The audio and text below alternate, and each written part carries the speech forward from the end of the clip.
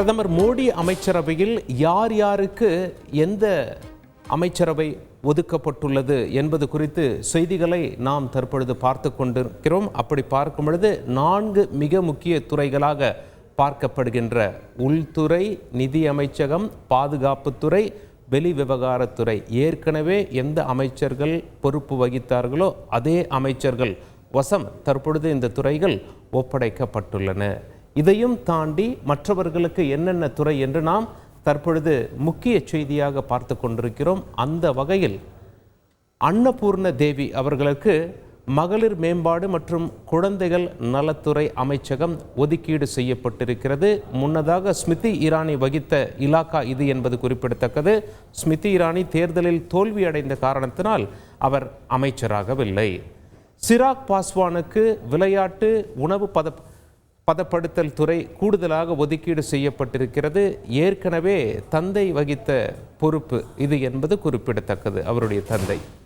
சுரேஷ் கோபி அவர்களுக்கு கலாச்சாரம் சுற்றுலாத்துறை ஒதுக்கீடு செய்யப்பட்டிருக்கிறது. கேரளாவிலிருந்து வந்திருக்கும் முதல் பாஜக மக்களவை எம்பி சுரேஷ் கோபி என்பது குறிப்பிடத்தக்கது. இணை அமைச்சர் அந்தஸ்தில் இருக்கிறார். பதவி விலகுவேன் என்று இவர் பேசியதாக சர்ச்சைகள் வெளியான நிலையில், இல்லை நான் பதவி விலக மாட்டேன், பணி செய்வேன் என்று பேசினார். அந்த அடிப்படையில் சர்ச்சைகளுக்கு முற்றுப்புள்ளி வைத்தார். கலாச்சாரம் மற்றும் சுற்றுலாத்துறை இவருக்கு ஒதுக்கீடு செய்யப்பட்டுள்ளது. கஜேந்திர சிங் ஷெகாவத் அவர்களுக்கு